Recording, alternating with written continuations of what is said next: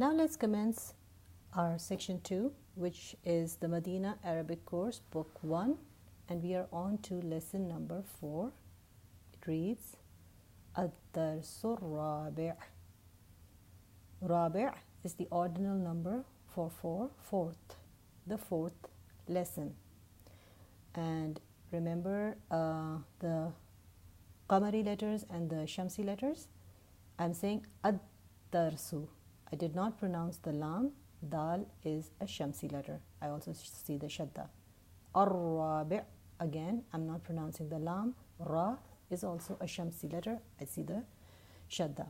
Al makes the word definite, so I will not see tanween. Ad-Darsu, it's not going to be Ad-Darsun, no tanween, definite word, inshallah. Lesson 4, we will be learning a few different things. Dr. Saab is going in a really nice order, and every lesson he introduces something new, which we inshallah will try and pick.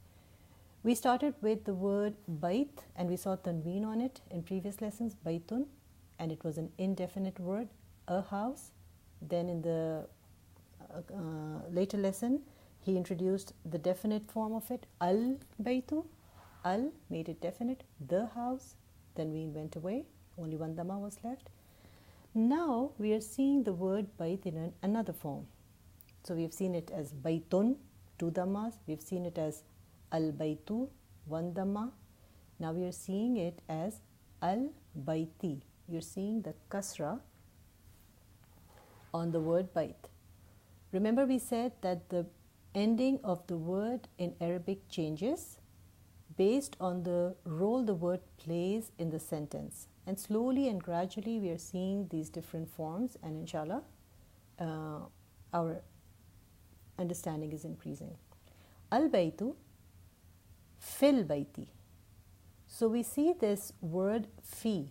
Fi is a harf. If you remember the first lesson of grammar, we said the word in Arabic, it's called kalima. Kalima can be of three types. It's either an ism, or it is a harf, or it is a fi'l.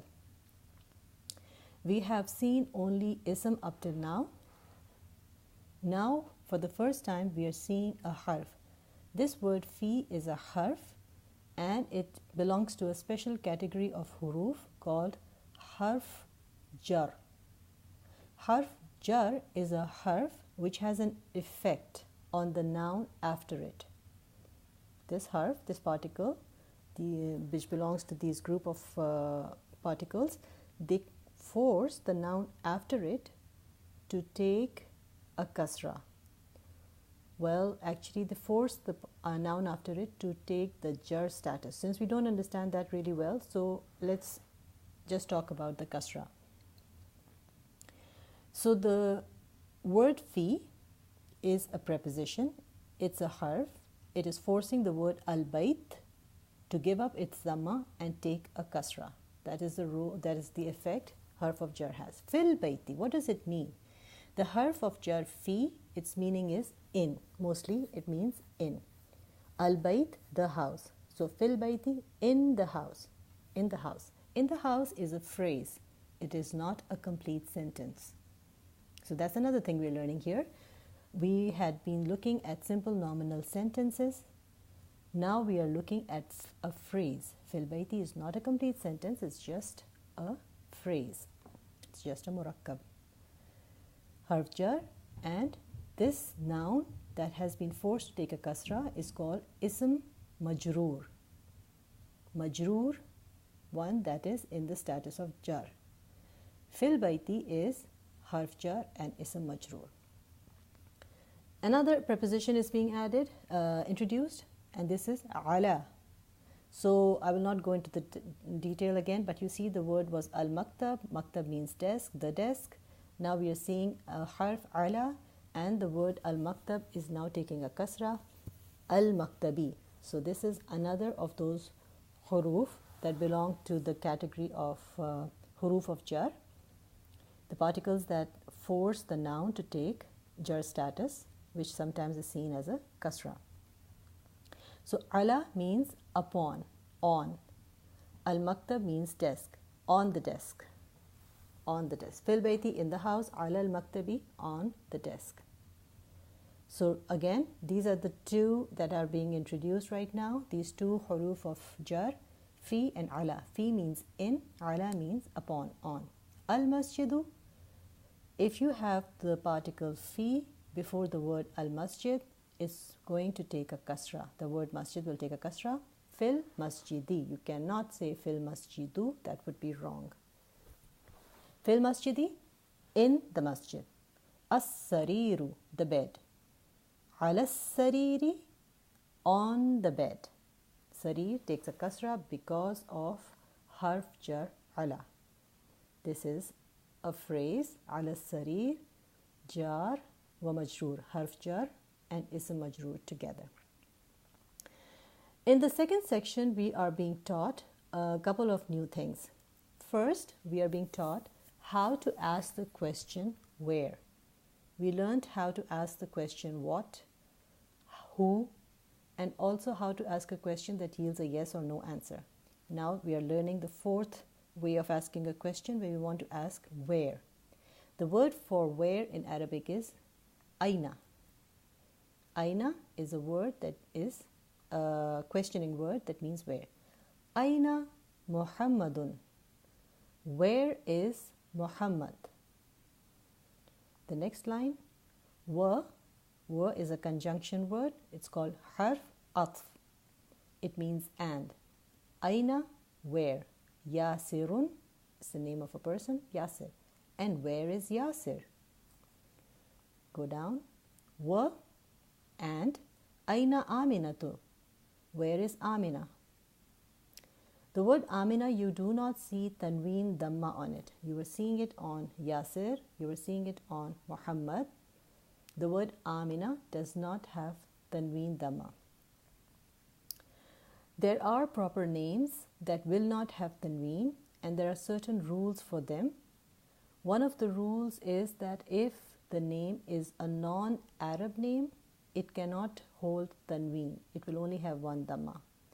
Another one is that if the name is a female name that does not have a male counterpart, like there is no male version of Amina, the name Amina, those also do not have tanween. And there are many other categories.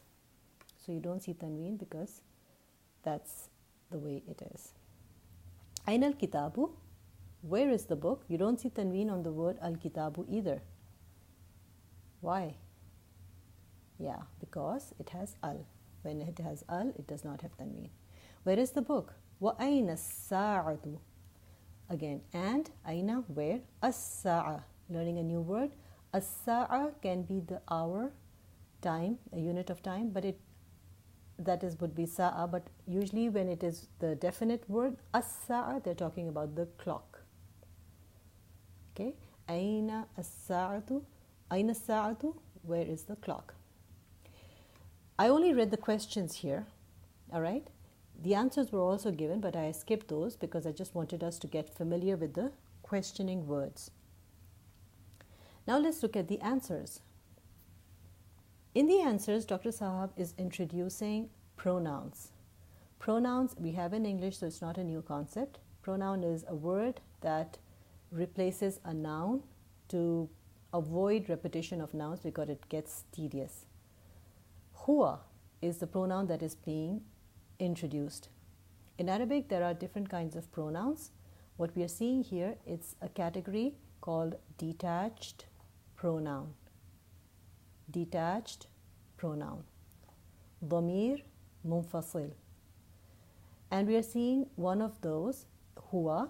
Huwa means he. So huwa, he, fi, in, al-ghurfa. What do you think will be the mark on the ta marbuta? Will it be a dhamma, al-ghurfatu? Will it be a fatha, al-ghurfata? Will it be a kasra, al-ghurfati? If you chose al-ghurfati, that's the right answer. Why did you choose ghurfati? Because of the harf fi. Harf jar forces the noun after it to take jar status, which is one of the ways to show jar status is the presence of kasra. So what's going on here? Huwa, he, fil ghurfati, in the room. Ghurfa means room. This is also a sentence. Up till now we were seeing sentences with two words. One was the mubtada that had the al, and the other was the khabar that did not have the al but had the tanween.